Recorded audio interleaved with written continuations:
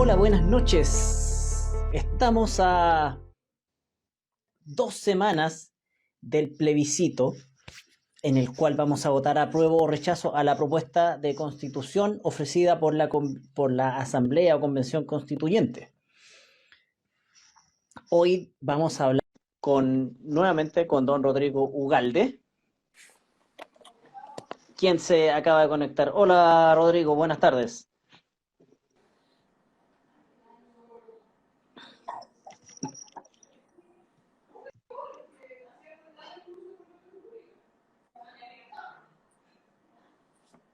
Rodrigo, buenas tardes.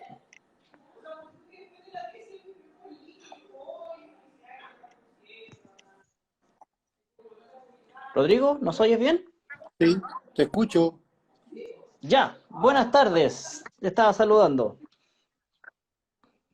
De repente como que quedaste en blanco. Ya, pero sí, aparece que ahora estamos bien. Ya. Estaba contándole a nuestros teleauditores que hoy día vamos a hablar sin pelos en la lengua y la pregunta que vamos a tratar de responder hoy es, ¿por qué no debemos regalar nuestro mar? Rodrigo, por favor, lánzate con una breve introducción al tema.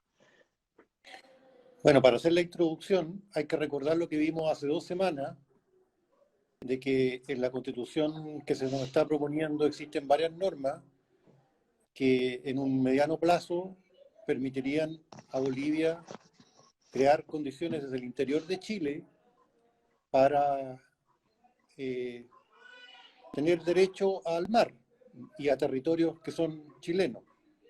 Entonces uno pudiera pensar, bueno, ¿qué tiene eso de malo? Eh, eh, Dentro de la teoría del buenismo, ¿no es cierto? ¿Por qué no vamos a permitir a un país que es mediterráneo y que acusa que todos sus males y su pobreza se deben a que no tiene acceso al mar, otorgarle acceso al mar? Entonces, la pregunta es si es correcto hacer eso, más allá del buenismo. Y A para ver, eso, ¿no es Rodrigo, cierto?, pero tenemos que estudiar antecedentes históricos y jurídicos. ya, a eso quería ir precisamente. ¿Cuál sería el verbo apropiado cuando nos referimos a Bolivia y el mar? Porque algunos podrían pensar, pero ¿por qué no le devolvemos el mar a Bolivia? Claro, ¿Es justamente. correcto afirmar No, eso? ¿O no, hacernos esa pregunta? no es correcto.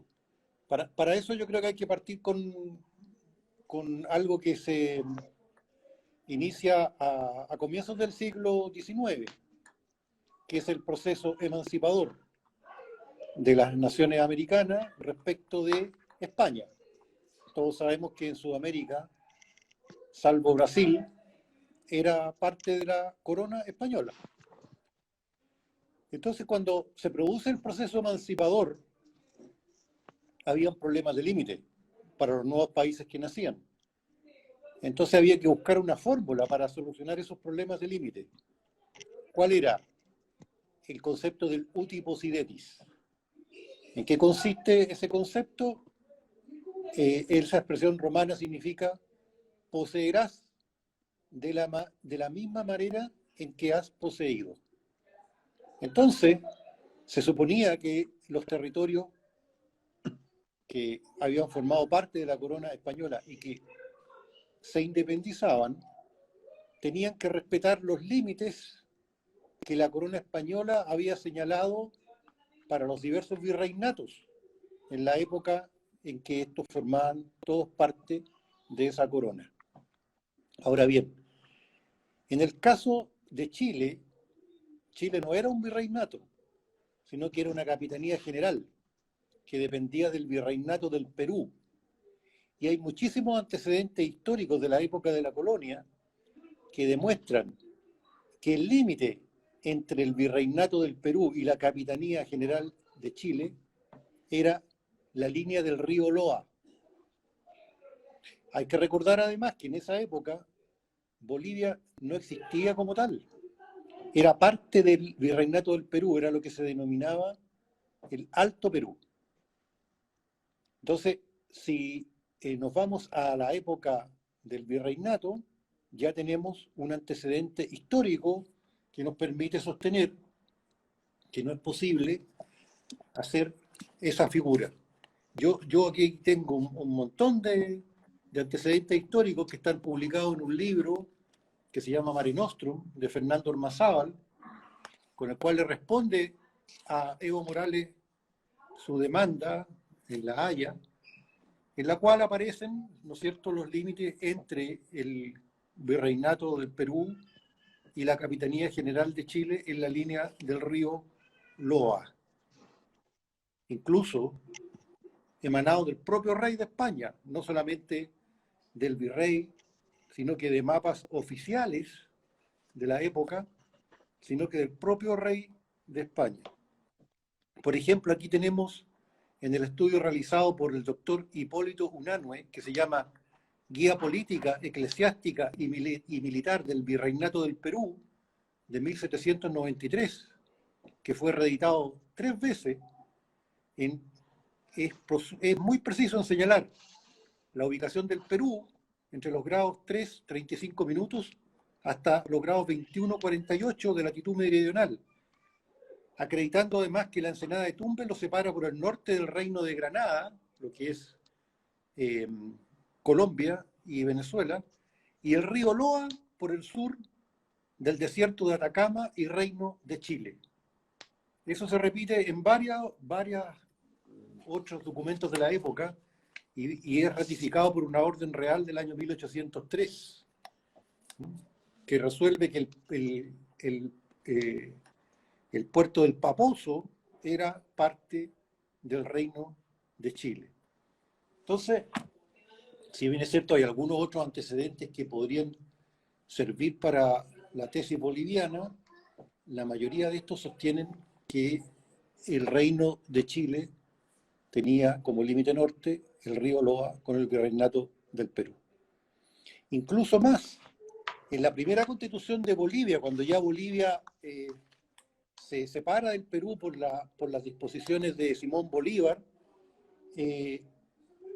Bolivia en su propia constitución no señala tener una provincia o una región que acceda al mar. Eso solamente lo señala en la Constitución de 1800, al modificar la Constitución de 1826, lo hace en la Constitución de 1821.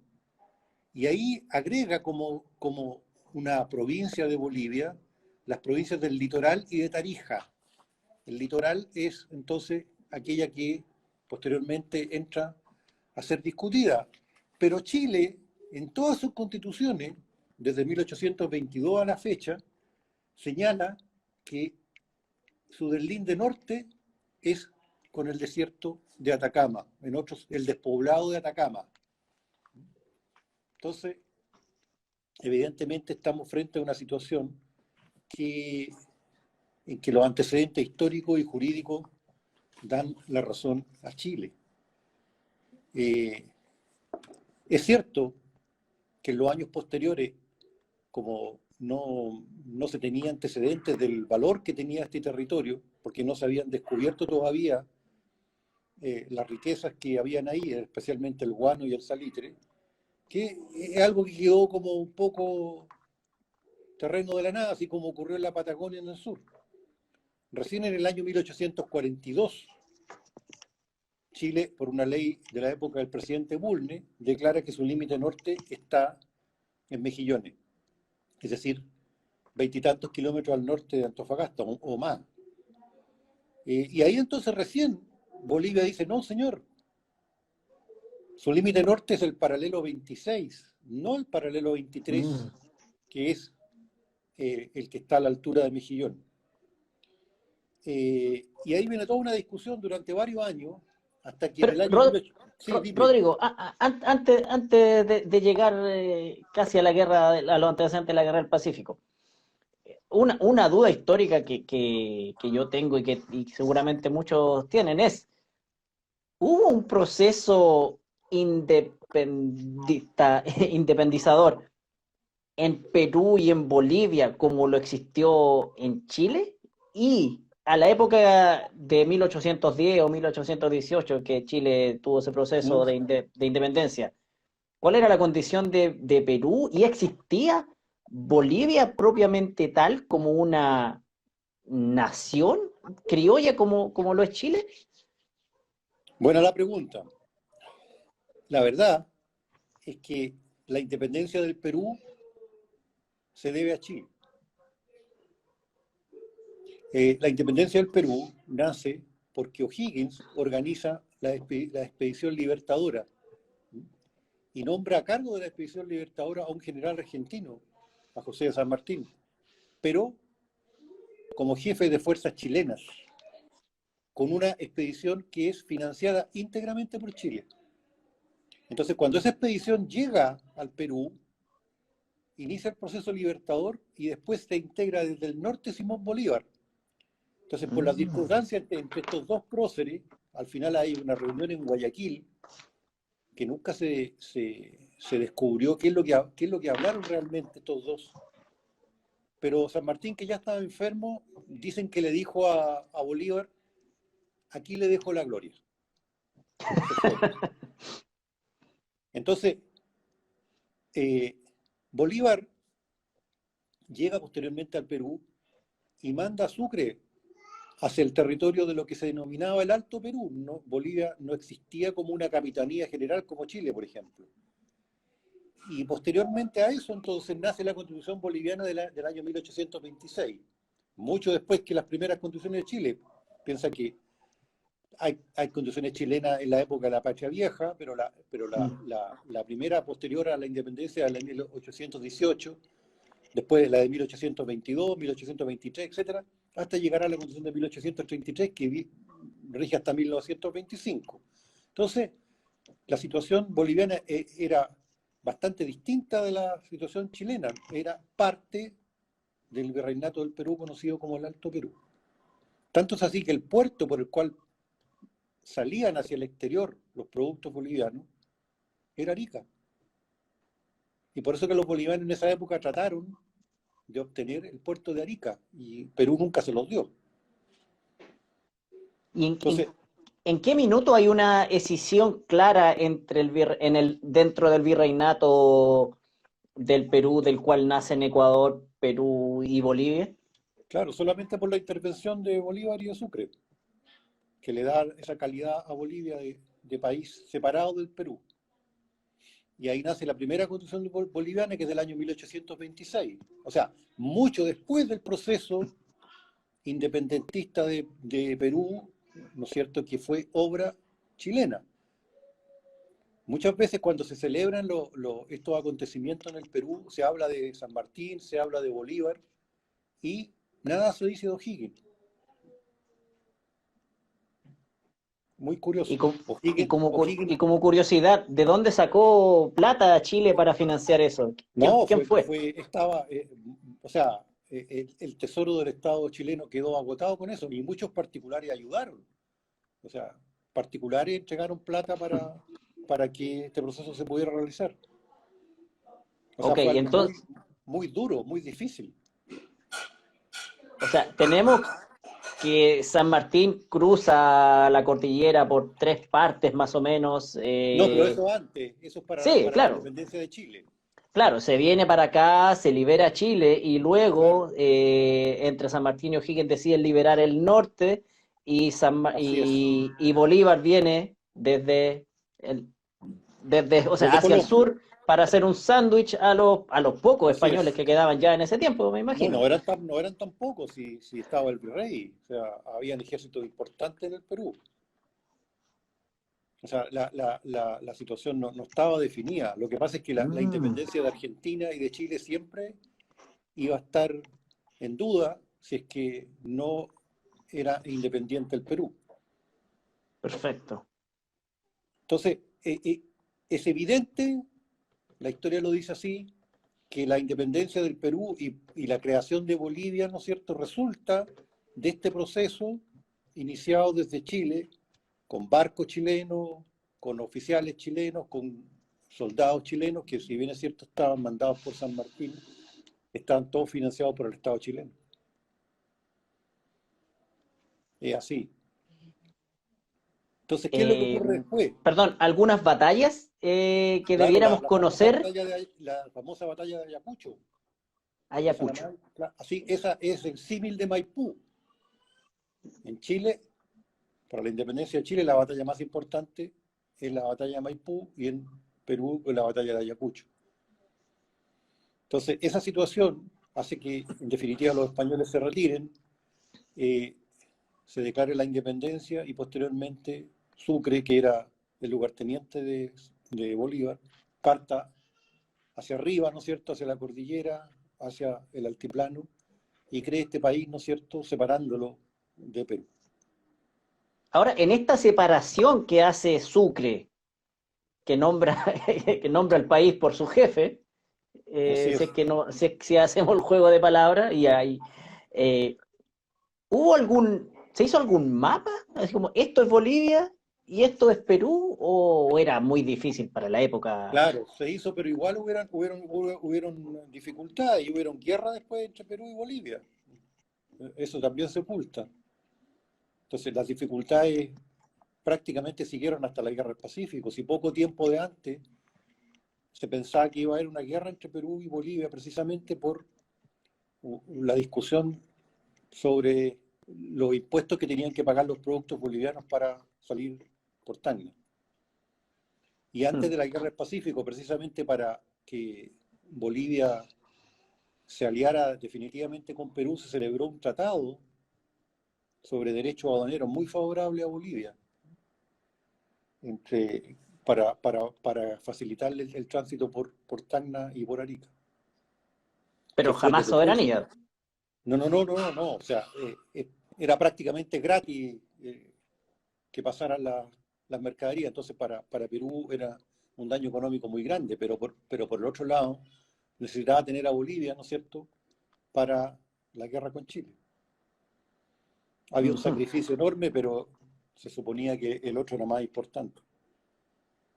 Ok, entonces retrocedamos un poco, por favor. Oye, es que este siglo XIX es tan interesante. Está Claro, muy la guerra interesante. con España, cuando España nos Pero bombardea vamos a ver, Valparaíso. ahí viene justamente el tema de cuando Bolivia tuvo mar. ¿Qué es lo que ocurrió? En 1842, el presidente Bulnes dicta una ley, la envía al Congreso, el Congreso la aprueba y se señalan, ¿no es cierto?, estos límites. Bolivia los discute y eso el Congreso boliviano en esa época autorizó al presidente para declarar la guerra con Chile, pero hasta el año 1865 se produce un proceso muy interesante desde el punto de vista histórico, que es la Unión Americana. Es un proceso que lideró el expresidente Manuel Montt, o sea, él fue designado como presidente de la Unión Americana. ¿Por qué? Porque España envía una flota e invade las Islas Chinchas, que son unas islas peruanas, ¿no?, en que habían unas riquezas muy importantes del guano. Entonces, los demás países latinoamericanos, Bolivia, Ecuador y Chile, celebran una alianza con Perú para hacer una guerra con Bolivia, con España. Chile estaba en pésimas condiciones, en sus puertos no habían cañones como para luchar frente a una armada tan poderosa como la española. ¿Y qué es lo que ocurre? En 1866 la Armada Española se presenta en Valparaíso y lo incendia casi íntegramente. Se perdieron millones y millones de pesos, no solamente en construcciones, sino que en las mercaderías que existían en la aduana de Valparaíso. Hay que pensar que en esa época Valparaíso era el puerto más importante del Pacífico, porque todavía no existía el canal de Panamá. Entonces Chile, por esta idea romántica, ¿no es cierto?, de la Unión Americana, pierde su principal puerto. Lo tiene que reconstruir prácticamente de la nada. Perú, en cambio, que se había preparado, rechaza desde el Callao a la Armada Española. Mm. Tenían cañones muy poderosos y le causaron graves daños a la Armada Española. Entonces, en definitiva, a raíz de esto, con esta idea romántica, ¿no es cierto?, de la unión de los pueblos americanos frente a esta potencia europea, se celebra con Bolivia el Tratado de 1866. Para terminar con esta discusión que venía del año 1842, que uno decía, no, usted está en el paralelo 23, no, usted está en el paralelo 26. Y se dice, ¿sabe qué? El límite va a ser el paralelo 24. O sea, se hace una transacción. Pero además se dice que se van a partir por mitad de los derechos de exportación, que se paguen por el guano. Hoy día el guano no es importante, pero en esa época sí lo era, como abono, y de los minerales de la zona entre el paralelo 23 en el norte y el paralelo 25 por el sur. Por mitades, es decir, 50% para Bolivia, 50% para Chile.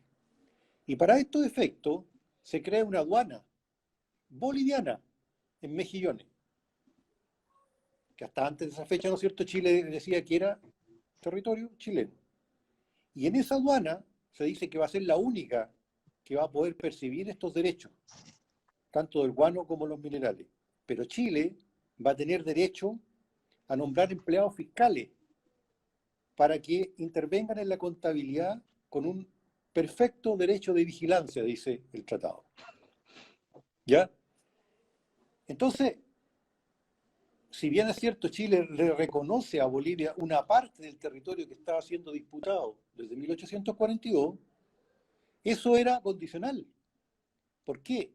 Porque era siempre y cuando Bolivia cumpliera con el resto de las normas del tratado que se referían a la explotación del guano y de los minerales en esta zona, que eran 2 grados, que aceptara a los interventores chilenos en la aduana y que integrara los fondos que produjeran los derechos de la exportación, que no eran bajos, eran 50%. Es decir, si ese tratado se violaba por Bolivia, desaparecían sus efectos jurídicos y Chile podía haber recuperado hasta el grado 23, o sea, hasta Mejillones. ¿Qué es lo que ocurrió? Por el desorden que siempre ha existido en Bolivia en ese siglo, el presidente que celebró el tratado, el presidente Melgarejo, fue derrocado. Y el Congreso boliviano dictó una ley que declaró nulos todos los actos de su gobierno. 1871, 5 años después. Entonces, ya Chile, por la obra de los revolucionarios bolivianos que declararon nulo la obra de Melgarejo, podría haber recuperado Mejillones. Pues era nulo, ¿no es cierto? Y además podría haber dicho, mire, yo me voy hasta el paralelo 23 porque este tratado es nulo. Ustedes mismos lo declararon nulo. ¿Qué es lo que hizo Chile? Siguiendo, ¿no es cierto?, con la tesis del americanismo, dijo, no, conciliemos. Y mandó, ¿no es cierto?, a su ministro de Relaciones Exteriores, Lindsay, y al final celebraron entre Chile y Bolivia lo que se llamó el convenio entre Lindsay y Corral. Corral era el ministro de Relaciones Exteriores de Bolivia, que confirmó el límite en el paralelo 24, confirmó la medianería para esta explotación, pero la reglamentó de la siguiente manera. Dijo, Chile tenía el derecho de establecer o vigilar estas aduanas, ¿no es cierto?, entre el grado 23 y 24, y Bolivia podía vigilar la aduana entre el grado 24 y 25. Fantástico, ¿no es cierto?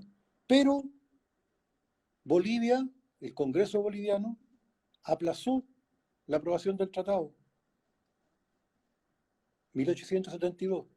En mayo de 1873, cuando este tratado va al Congreso boliviano para que se aprobara, curiosamente, el Congreso no lo aprobó, habiéndolo aprobado el Congreso chileno. Entonces todos dijeron, pero ¿qué es lo que está pasando? Y nadie sabía cuál era la razón. Y la razón, lo vamos a ver en unos momentos más, era el famoso tratado secreto entre Perú y Bolivia, que se había firmado el 6 de febrero de 1873, 3 meses antes, desconocido por Chile. Vamos a ver los conceptos que hay detrás de ese tratado, que es uno de los causantes de la guerra del Pacífico. A ver, entonces, Rodrigo, recapitulemos un poco esta abundante información. Chile siempre afirmó que llegaba hasta el paralelo 23, que es prácticamente Mejillones, hasta la cordillera. Sí. Pero por los problemas con Bolivia, quiso llegar al acuerdo de que Bolivia iba a ser soberana entre el 23 y el 24, Así ¿sí? es.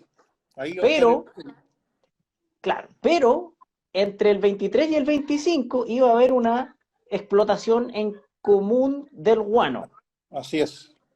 Y de los Guano que estaba en minerales, la, guano que estaba en la costa la principalmente. costa, sí, y los minerales, que es muy Y los importante. minerales que todavía no sabían que existía en esa zona. Si existían, sí, ya existían. Ya. Pero, o sea, lo que tú dices es que es más que un tratado, es casi como un contrato de compraventa con mandato, con arriendo, con... Sí, una Bueno, si cosa, un tratado es un contrato entre dos países, ¿no? La diferencia. claro, pero condicional. Ahora, esto que nos parece tan raro tiene antecedentes en muchas partes del mundo. Por ejemplo, eh, Estados Unidos le compró Alaska a Rusia.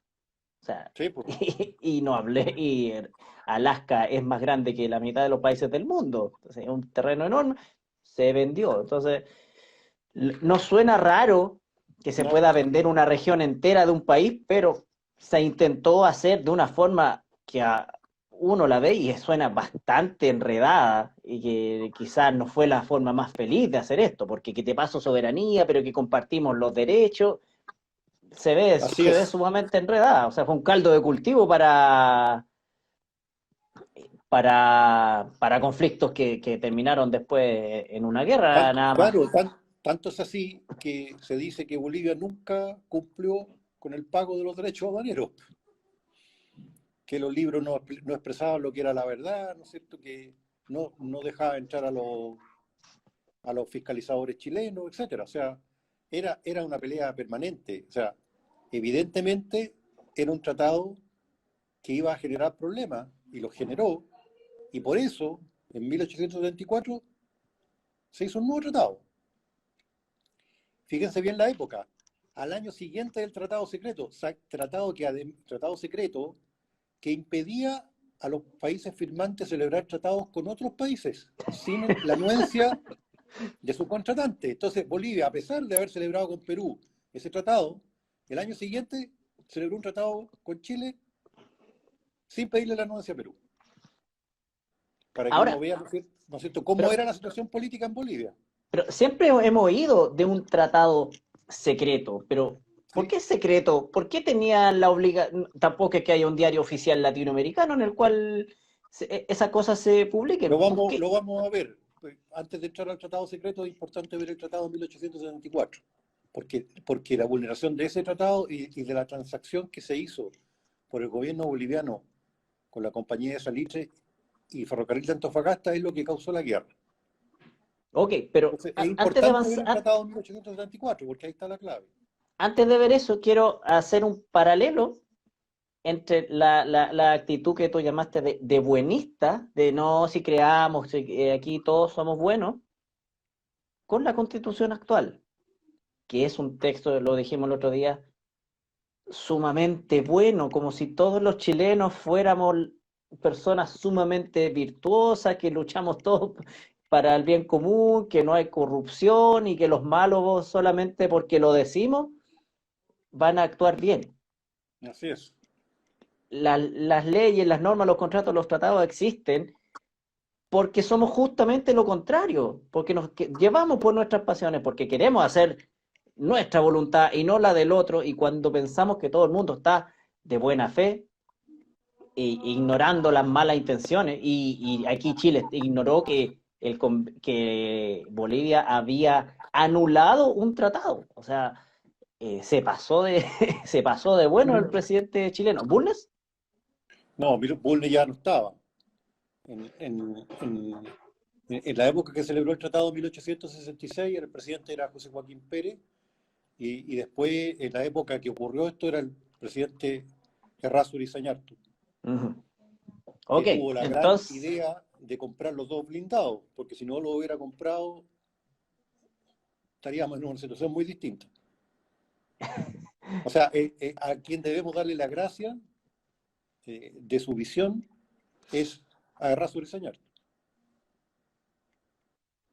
Hagamos un paréntesis con la compra de esos, por favor. Es sumamente Sí, interesante. ¿Por qué? Porque sí, recién el mundo estaba conociendo el tema de los blindados o acorazados. En 1866 tuvimos la primera pelea entre el sur y el norte de Estados Unidos. La primera pelea de acorazados recién. Hasta entonces eran solamente barcos de madera.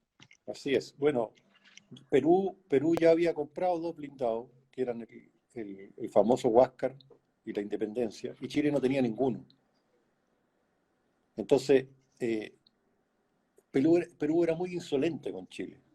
Entonces, Errázuriz Lizañarto se dio cuenta de que alguna razón había para esa insolencia y encargó estos dos blindados, el Cochrane y el Blanco, en calada a Inglaterra. Curiosamente, cuando llegaron los blindados, a Perú se le acabó la insolencia, porque eran mucho más poderosos que los blindados peruanos, desde luego eran más nuevos, estaban mejor armados, tenían mejor andar, tenían dos hélices, entonces podían girar rápidamente. Era una ¿En qué años situación. fueron encargados y en qué años llegaron? ¿Y El con qué primero llegó tripulación llegaron? claro, llegó el año 1874, llegó, no sé si el Cochrane o el Blanco el primero, y eso generó inmediatamente un cambio en la política exterior del Perú, que vamos a ver qué es lo que hizo a propósito del Tratado Secreto. Entonces, volvamos al Tratado de 1874, porque ahí está la clave. Se Para fija de tratar de nuevo, arreglar este claro, enredo cuando Perú no ratificó y anuló lo suyo y no cuando había nada. Bolivia, todavía Perú Perú Perdón, tenía, Bolivia. se fija el límite de nuevo en el paralelo 24. Chile renuncia a los derechos de exportación que le debía a Bolivia. Sabía que no se lo iba a pagar. Con donación, perdonazos. Claro, una especie de perdonazo. Eh, Bolivia se compromete a no aumentar los impuestos de los minerales entre el paralelo 23 y el paralelo 24. Eso es muy importante. O sea, en esa zona habían empresas chilenas. O sea, todo el crecimiento económico de esa zona se debía a los capitales y a los obreros chilenos. Un 95% de la población era chilena. Prácticamente, eh, como se decía en esa época, el sudor y el capital chileno hicieron crecer esa zona de Antofagasta. Entonces, en esa eh, eh, zona paralelo 23 al paralelo 24, todas las industrias, las empresas y las personas chilenas no iban a quedar sujetas a más contribuciones que las que existieran a ese momento. Y ese párrafo, ese artículo, decía que esta extensión iba a durar durante 25 años, a partir del año 1874. Tanto en Bolivia como en Chile, los especialistas dijeron, mire, si podemos resumir este tratado en el aspecto que es más importante, su esencia, su base, es el artículo cuarto, que establece esta imposibilidad del Estado boliviano de aumentar los impuestos. Este tratado se aprobó en Chile rápidamente, en Bolivia no, por la intervención peruana, porque ahí Perú dijo, oiga, pero ¿cómo si ustedes celebraron un tratado con nosotros el año pasado y les prohibía a ustedes celebrar tratados con otra nación sin nuestra aprobación? Bueno, después de mucha discusión en el Congreso boliviano, se aprobó. Y a propósito de esa discusión, el nuevo gobierno boliviano transó todas las discusiones que habían a propósito de la declaración de nulidad de los actos del gobierno de Melgarejo. Y la transacción más importante se celebró, valga la redundancia, con la compañía chilena más importante que había en esa zona, que era la famosa compañía de Salitres y Ferrocarril de Antofagasta, que tenía un 66% más o menos de capitales chilenos, accionistas chilenos, y el resto eran accionistas ingleses. Por eso que algunos autores dicen que la guerra del Pacífico la causaron los ingleses, lo que es mentira. Pero había una casa muy famosa en la época que se llamaba la Casa Gibbs, que era la accionista minoritaria de esta compañía de salitre y ferrocarril de Antofagasta. Y el gerente era inglés. Entonces, en esa transacción que se celebró con esta compañía y el Estado boliviano, así hay otro tema jurídico interesante. Un Estado celebra un convenio con una compañía privada de un país extranjero. Se dijo que esta compañía iba a poder explotar y exportar los salitres de la superficie de un sector muy grande que había entre esos paralelos. Tenía el derecho a construir un ferrocarril y tenía una exención de derecho aduanero para importar los equipos correspondientes al ferrocarril. Pero Entonces eso perdón, generó, Rodrigo, ¿esto fue un contrato ley aparte del tratado o va dentro aparte, como un no, apéndice del tratado aparte, del 74? aparte, fue una transacción entre el Estado boliviano y esta compañía para reconocerle los privilegios que se le había dado en la época del gobierno Melgarejo, en el año 1868, y que después habían sido desconocidos por esta declaración de nulidad de los actos de ese gobierno. Entonces había una zona muy grande que se llamaba Salinas y Salar del Carmen, donde habían importantes yacimientos de salitre que esta compañía explotaba y que en razón de esto se le dio también un privilegio por 15 años para explotar libremente esos depósitos de salitre, para exportarlos desde el puerto de Antofagasta. Y aquí está lo más importante: todos esos productos quedaban libres de derechos de exportación y de cualquier otro tributo municipal o fiscal. 15 años. Cualquier otro tributo municipal o fiscal quedaba exenta esta compañía a partir del año 1874. Esa transacción, el Ejecutivo de Bolivia debía dar cuenta al Congreso. Él lo hizo en el año 1874 y el Congreso no se ocupó de la transacción. ¿Por qué? Probablemente por la misma razón anterior, por el Tratado Secreto de 1873. Entonces, a pesar de que no se le dio cuenta, podría haber dicho, podría sostenerse que bastaba con dar cuenta, no decía que tenía que aprobarlo el Congreso, esta compañía siguió trabajando.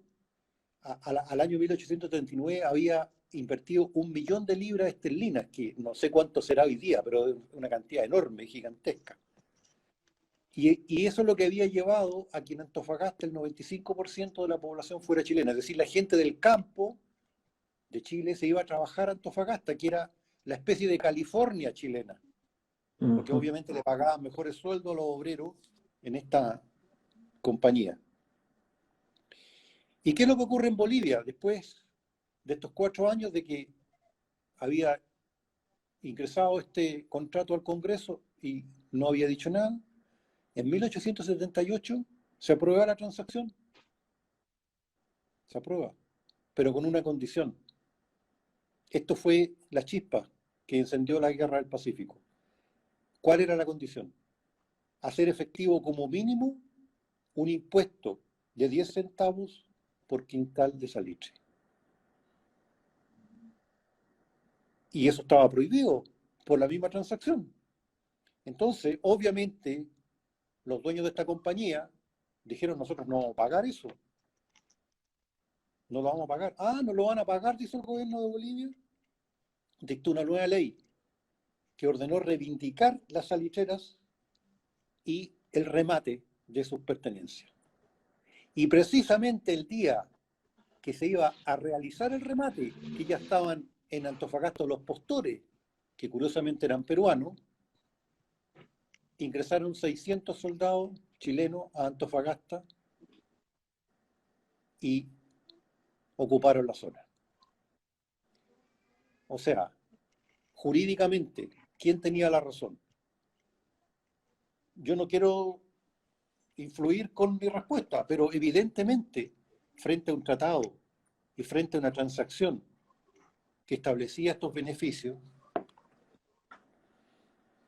hay, ¿no es cierto?, una clara intencionalidad detrás de esta actuación boliviana. Ahora, ¿por qué se produce esta actuación?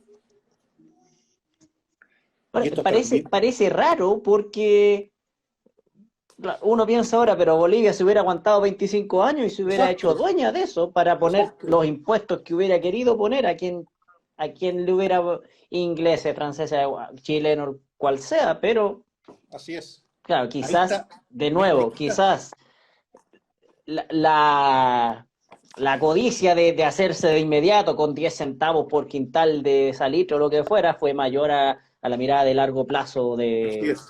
No había mirada a esperemos largo uno. plazo. Es que me quitaste la palabra.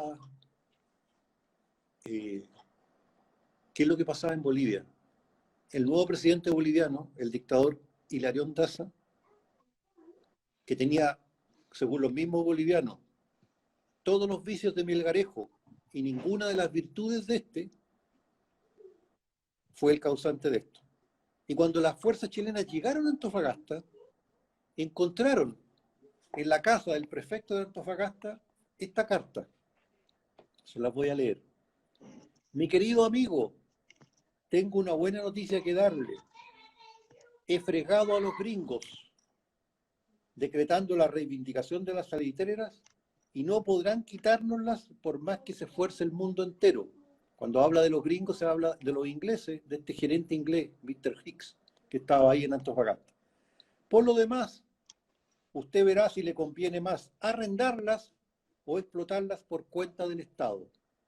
Espero que Chile no intervendrá en este asunto empleando la fuerza. Su conducta con la Argentina revela de manera inequívoca su debilidad e impotencia. Pero si nos declara la guerra, podemos contar con el apoyo del Perú, a quien exigiremos el cumplimiento del tratado secreto. Con este objeto voy a mandar a Lima a Reyes Ortiz. Reyes Ortiz era su ministro de Relaciones Exteriores. Ya ve usted cómo le doy buenas noticias, que usted me las va a agradecer eternamente, y como le dejo dicho, los gringos están completamente fregados y los chilenos tienen que morder y reclamar nada más. Manténgase usted con energía y no tema, porque en mí hallará todo apoyo desde que su conducta es en el bien de Bolivia y yo no tengo otro anhelo que el bien de la patria. Firmado por Hilarión Daza. Entonces, después de Perdón, esto, Hilarión Daza, dictador, dijiste. dictador boliviano, sí. Dictador boliviano que después de la guerra, no, durante la guerra del Pacífico, fue expulsado del poder por los mismos bolivianos, se fue a París a gastarse la plata que tenía, supongo no bien habida, y en 1893, cuando volvió a Bolivia, cuando se bajó el tren, lo asesinaron. ¿Y en qué Es año decir, llegó al poder el dictador? creo que en 1876, por ahí, a través de una revolución. Entonces, el 1 de marzo del año 1879, Bolivia le declara la guerra a Chile. Ojo, es que declara la guerra a Bolivia, no Chile. Ujú. ¿Y qué es lo que ocurre en esa época? Perú, que ya estaba, había pactado este tratado, ¿no es cierto?, con Bolivia, y que frente a Chile hacía aparecer como que él no tenía celebrado este tratado, envía a Chile a un importante diplomático. Esto parece una novela, pero es verdad, está escrito por el mismo diplomático en un libro que les recomiendo, que es este, Mi misión en Chile, de José Antonio Lavalle. José Antonio Lavalle parte en febrero, el día 22 de febrero, o sea, 10 días después de la invasión a Antofagasta, enviado por el presidente Prado a Chile, supuestamente para ofrecer al país sus buenas intenciones para que estos dos países hermanos, ¿no es cierto?, negociaran y no hubiera una guerra. Es decir, él aparecía como un negociador, Ujú. como un tercero, como un árbitro. Y al momento de subirse al buque, lo estoy leyendo lo que él dice, mandé al ministerio a mi hijo con orden de que no se moviese de allí sin ellos. O sea, unos documentos que le habían prometido. Se acercaba a las 6 de la tarde, resolví irme por tren y bajaba la escalera de mi casa con algunos amigos que me acompañaban cuando llegó mi hijo jadeante, con un grueso paquete en la mano. Ordenéle que lo conservara cuidadosamente y que no me lo diese hasta cuando ya estuviéramos a bordo y siguiéramos nuestra marcha. Entonces él cuenta que el hijo le entrega este paquete con la orden del presidente Prado de no abrirlo hasta que estuviera en el barco, porque tenía un pliego cerrado que decía documentos reservados.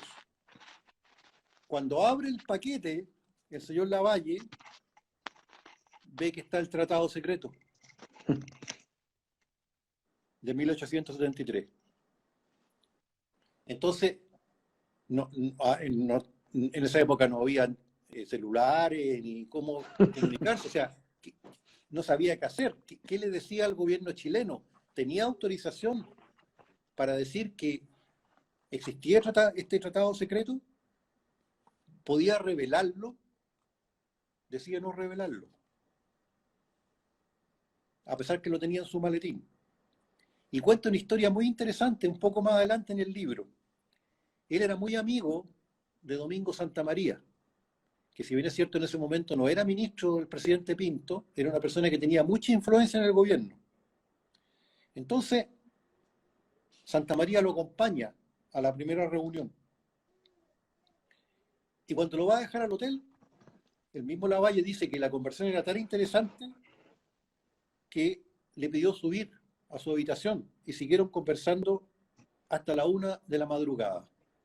Y le dice, Santamaría me preguntó qué había de cierto sobre el tratado secreto que se decía existente entre Perú y Bolivia. Tratado, se ha dicho de paso, que a mi juicio Santamaría perfectamente conocía. O sea, él suponía que Santamaría conocía el tratado. Díjele que desde mi llegada a Santiago, no cesaba de oír hablar sobre dicho tratado, pero que lo único que yo podía asegurarle era que tal pacto no había sido sometido al Congreso del Perú en ninguna de las 3 últimas legislaturas en las que yo mismo lo había presidido la Comisión Diplomática, las del año 74, las del año 76 y las del año 78. Y quizás que por pacto de alianza se tomaba cierta convención de tránsito de tropas celebrada, según recordaba, en el año 1874.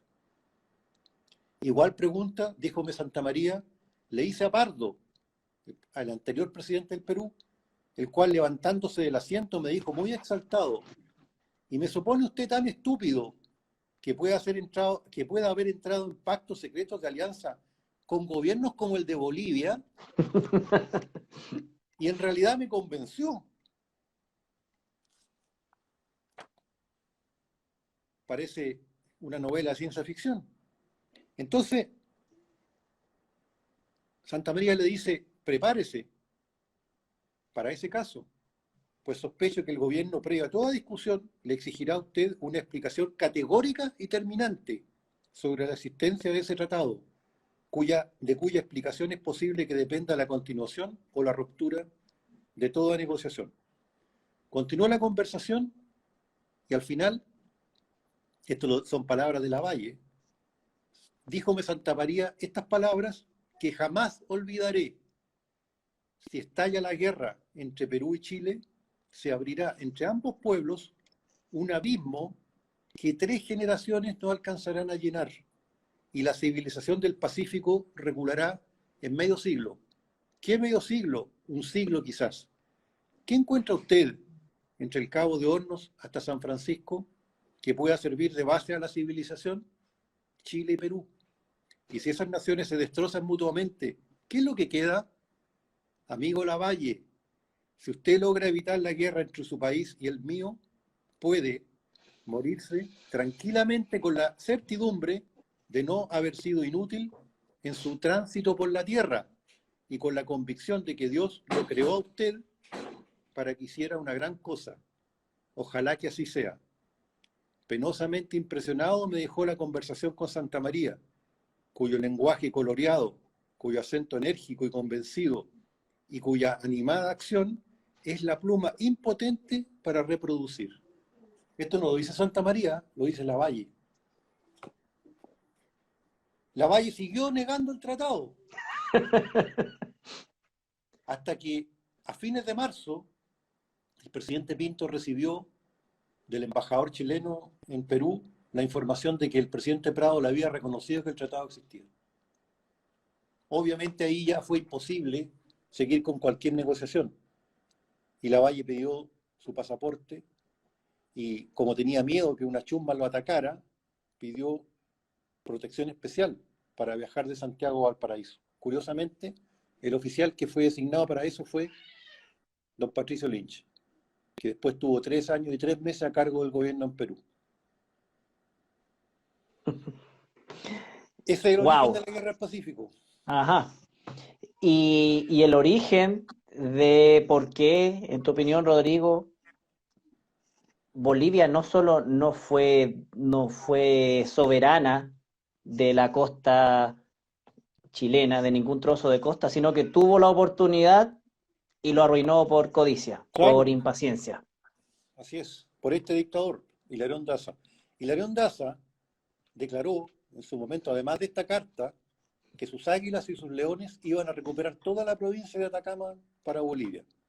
Entonces, cuando se inició la guerra, el presidente Prado le pidió que el ejército boliviano bajara a Tacna. Bajó a Tacna. Después se fue a Arica. Y como había un ejército peruano-boliviano muy importante en Iquique, ellos crearon una maniobra envolvente. ¿Para qué? Para destruir al ejército chileno que había desembarcado en Pisagua. Pisagua hoy día es una caleta, pero en esa época era una ciudad importante. Llegó a tener 10.000 habitantes en la época del Salitre. Entonces el ejército chileno desembarcó en Pisagua, que queda entre Iquique y Arica. De manera que los aliados iniciaron un ataque con un ejército desde Iquique y con otro que venía desde el norte comandado por Daza. Pues bien, cuando Daza llegó a Camarones, que queda a 90 kilómetros al sur de Arica, se devolvió y Sí, dejó solo al... eso lo cuentas en tu libro Pues, Batallón Atacama. así es, se devolvió. Y eso fue lo que generó, ¿no es cierto?, el resquemor de los oficiales bolivianos que lo relevaron del mando. Y tuvo que escaparse en un barco para que no lo mataran. Rodrigo, yo creo que wow, con lo que tenemos ya podemos hablar todo el fin de semana en familia. Gracias por esto, gracias por este contexto.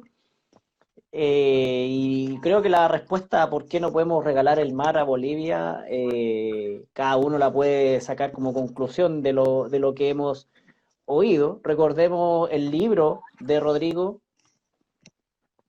Los peligros de la plurinacionalidad, que ya está a la venta en... Recuérdanos la librería, por favor.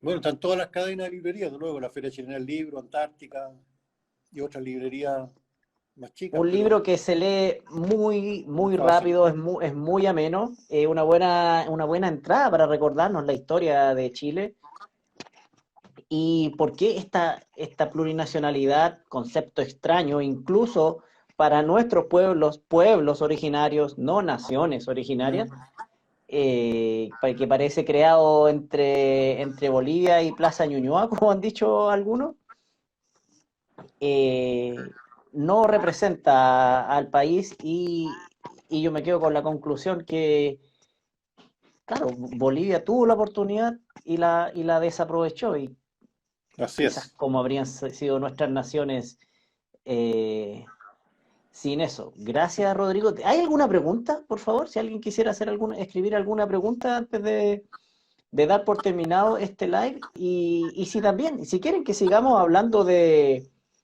temas de historia, por favor, díganos a mí. Este tiempo me fascina, eh, pero todo depende de ustedes. Si tenemos Claro. público para seguir eh, hablando de esto u otras cosas. Rodrigo ha contado una pincelada de eso. También quizás podríamos hablar sobre el libro El Batallón Atacama. ¿Y te estás preparando uno sobre la toma del Morro? No, yo lo publiqué. Los Inmortales del Morro de Arica. Lo publiqué y lo presenté el día 6 de junio, el día antes de la conmemoración de la batalla, en el Teatro Municipal de Arica, con el comandante en jefe del ejército y varios generales, y desde luego todos los oficiales del regimiento Rancagua, que es el heredero del cuarto de línea que se tomó el Morro. Es el único regimiento en el mundo, dicen, que se levanta todas las mañanas mirando su gloria. Porque el regimiento Rancagua está en Arica, los oficiales y soldados se levantan y miran al Morro, o sea, el Morro que ellos mismos tomaron. Bueno, me encantaría que tuviéramos un live sobre eso. Si, por favor, cuéntenos en nuestro Instagram o en el de Rodrigo si les gustaría que tuviéramos un live sobre eso y para seguir imbuyéndonos de historia de Chile. Rodrigo, ¿alguna Ojo, palabra final? sí, Sí. que todo lo que yo dijo, lo que yo he dicho ahora está en documentos oficiales, ¿eh? Yo no inventé nada. Están las leyes bolivianas, chilenas, están los tratados, están los convenios, está en la historia, o sea, está ahí. No, no hay nada, están las constituciones. Un buen rigor Claro, jurídico. no hay nada Bien, inventado. bien, gracias Rodrigo por este tiempo. Gracias a todas las personas que se nos han unido y se nos unirán en los próximos días. Buenas noches y Buenas feliz fin de noches. semana. Gracias a todos por participar.